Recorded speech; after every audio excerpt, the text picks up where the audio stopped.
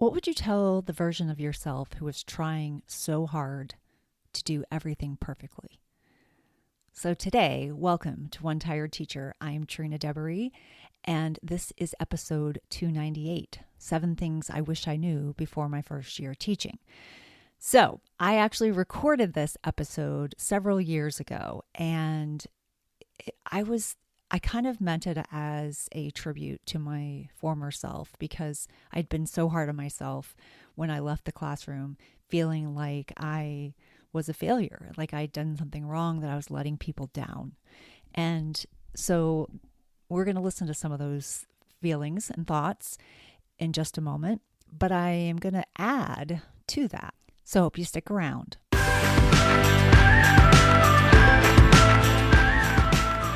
Welcome to One Tired Teacher. And even though she may need a nap, this teacher is ready to wake up and speak her truth about the trials and treasures of teaching. Here she is, wide awake.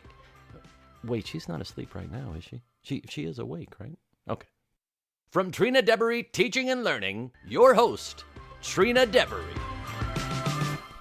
Hey, so these are my thoughts from several years ago.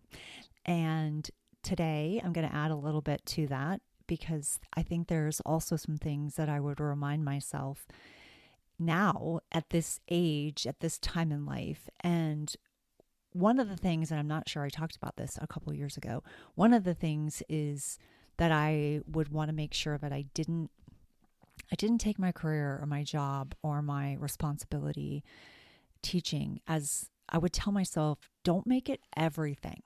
Don't make it your whole entire personality.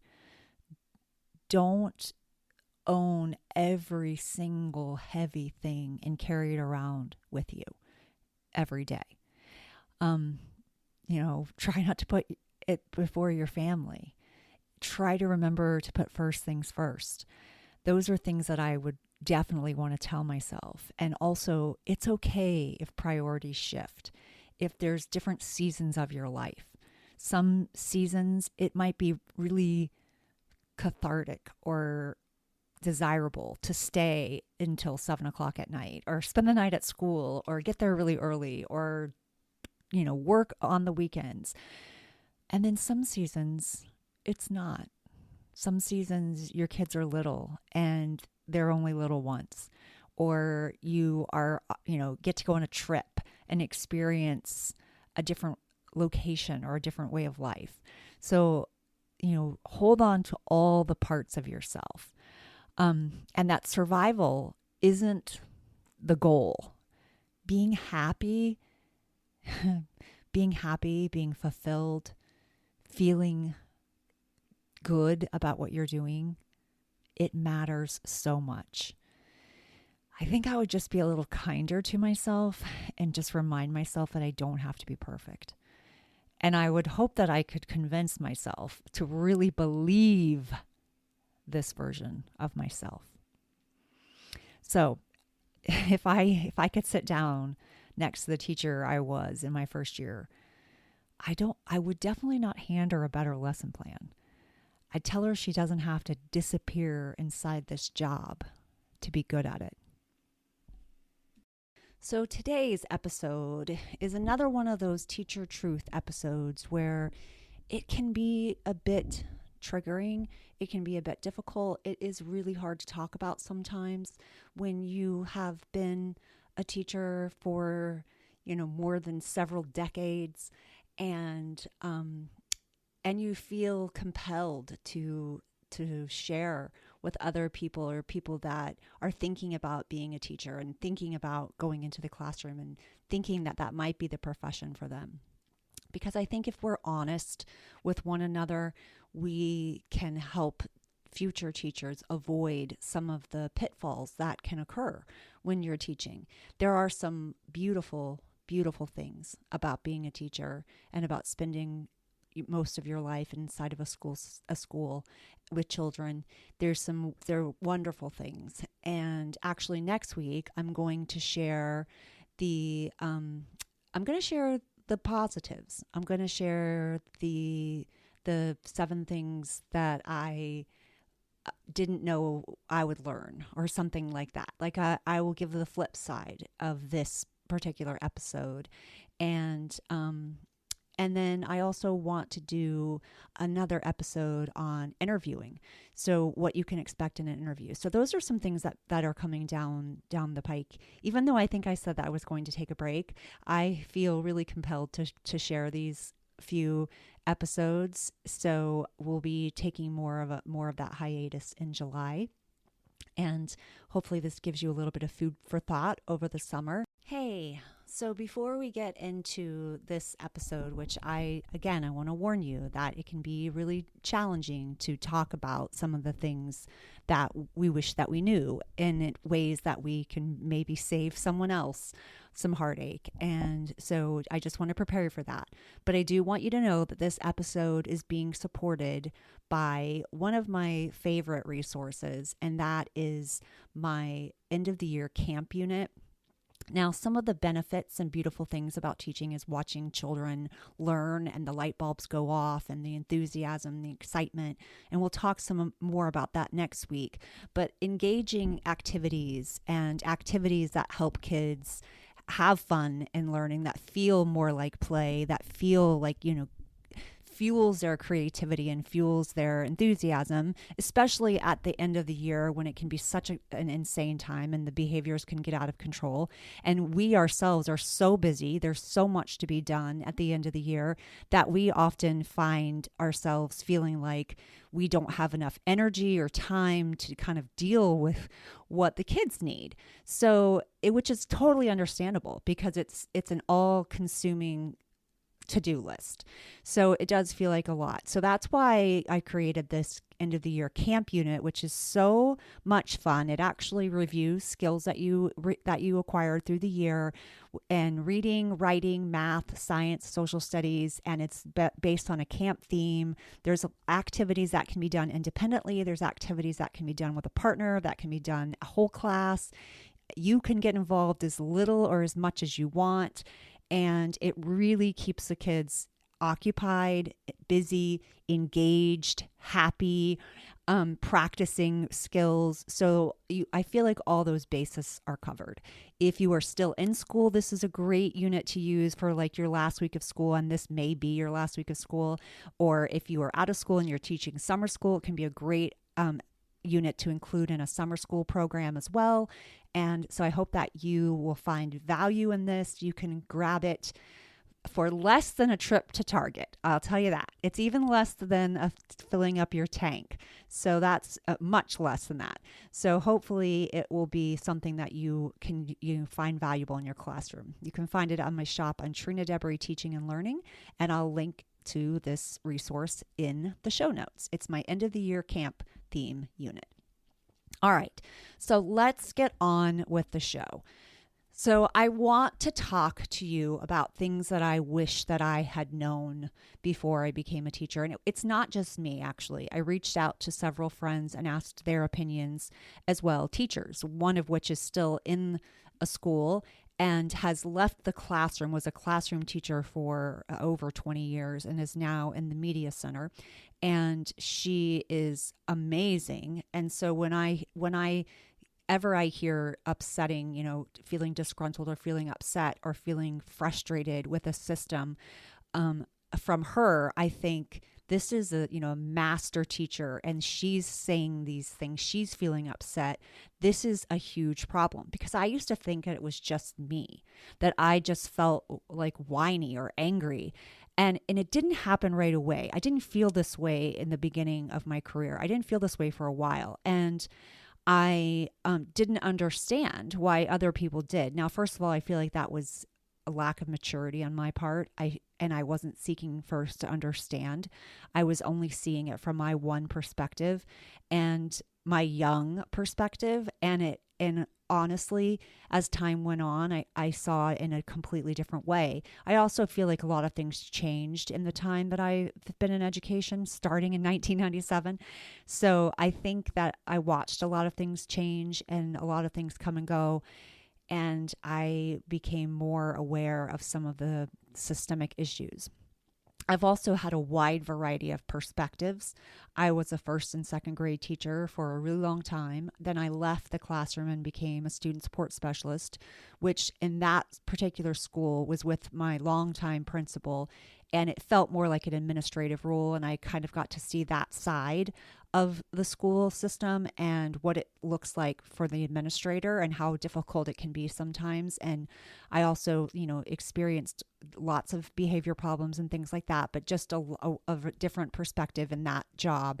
And then I went on to be a media specialist, which I saw the special area teacher's perspective and whoa, what that means and how that feels. And so I do feel like it's been a variety, and also was heavily involved with having to, to test kids for older, upper grades. And also I worked with fourth and fifth graders in the media center and with, remediation groups and book clubs and things like that.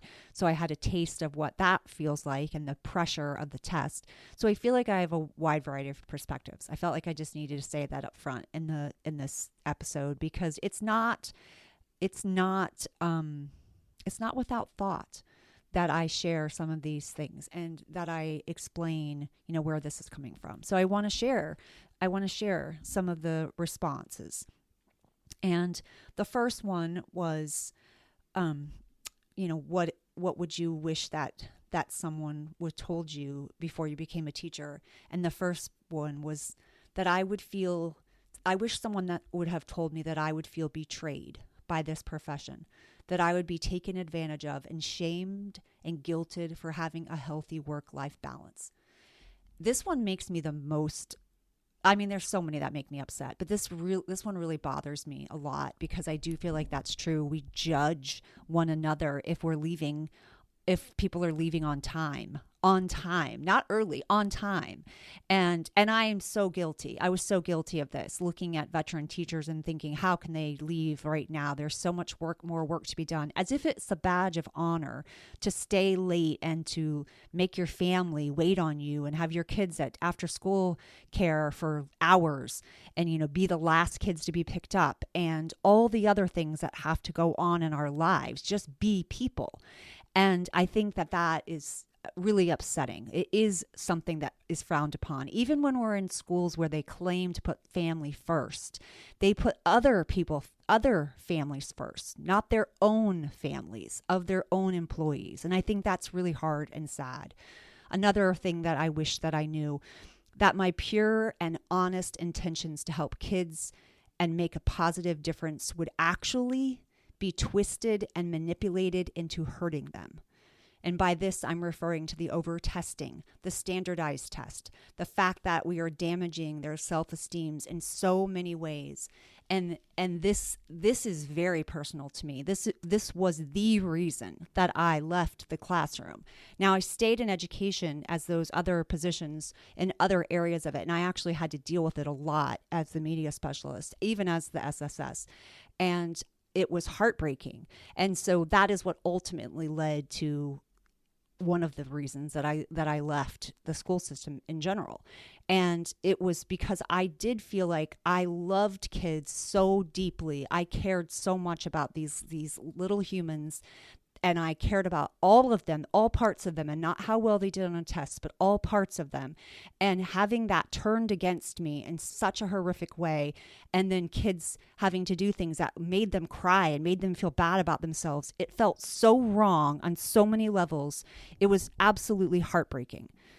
So another thing I wish that I knew before I was a teacher was that I wouldn't be compensated fairly, and I wouldn't be treated as a professional. And that is another upsetting thing. I personally couldn't do, and those were not mine. Those were from another teacher. I personally felt like I couldn't take care of my own two children when I got divorced on the salary of a teacher. I also needed to have multiple other jobs in order to take care of them.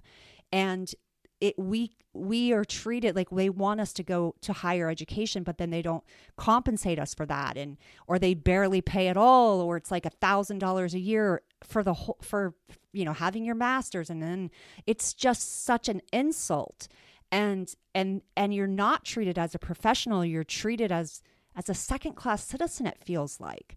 We initially got lots of support during the pandemic, but then it was like all of a sudden it was this movement to go against teachers, and people were calling teachers lazy and all kinds of other terrible things. It's so upsetting. Another thing that I wish that I knew was that I regret spending the time and money on getting my master's degree, that I could have traveled and seen the world. And how heartbreaking is that? We're often asking teachers to put their own dreams and desires on hold, and they're not valued and they're not prioritized, and other things are more. Giving more is always the go-to. I personally said that I felt like all of these things were true, but that I wish that they had told me how toxic the relationship with school would be for me, and how one day I would realize that I was in an emotionally abusive relationship, and I would think that it was just my marriage, but that I would go on to realize that it was also school. It was also school. It was also school. It was feeling like I was being gaslighted at school, or feeling like I was being demoralized or spoken down to or thought less of. How unbelievably upsetting that was, especially in a place that felt like home and felt safe and felt like my personal refuge was no longer what I thought it was. I wish that they had told me that you could work for people that really kind of thrived on a power trip, and that would make me feel worthless and trapped. And I wish that they could have told us that we wouldn't be able to care for our own families without having multiple jobs.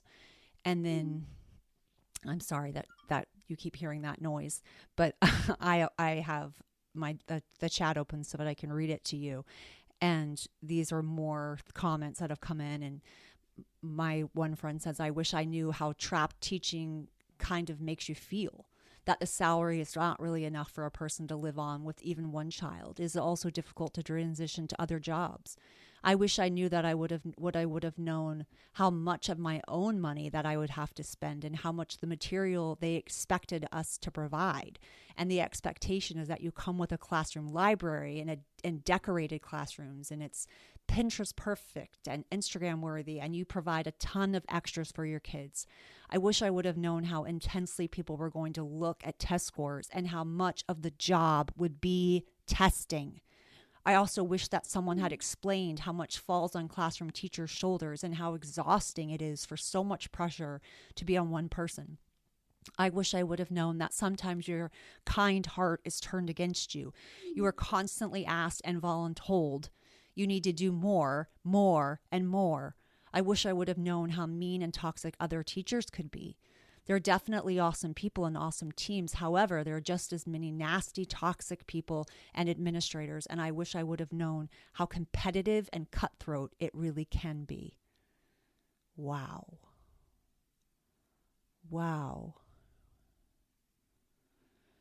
And I wish I would have known a little about how much my time would not be respected, and that teachers are asked to spend hours on things, then the district changes their minds and you have to do it over again multiple times. That was so much. And I'm sure you have something to add to that. And I'm sure you have moments or things that you wish that you had known in advance, so that would have prevented you, so you could protect your heart, so you would know how to protect your heart, so you would know how to protect your heart.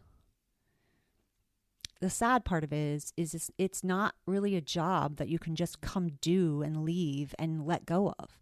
And if you can, then I wonder if that's the right person for the job anyway. We need empathetic people in our classrooms. We need kind, generous people in our classrooms. And we're not going to be able to have that with the way that we are going with this system. When we are running out excellent teachers and people that love and care and give and empathize, then what are we left with? I know this was another hard teacher truth, and I know that it's upsetting. And I'm sorry that it is. I'm sorry that it is. I hope it isn't for everyone. I hope there are situations, that there are places where people feel valued and treasured, and that all of you is valued. Like all of your time and your interests beyond the classroom are also celebrated. And your role as a mom and your role as a daughter or a friend or a wife or a sister is also valued. I hope that you know that you are valued.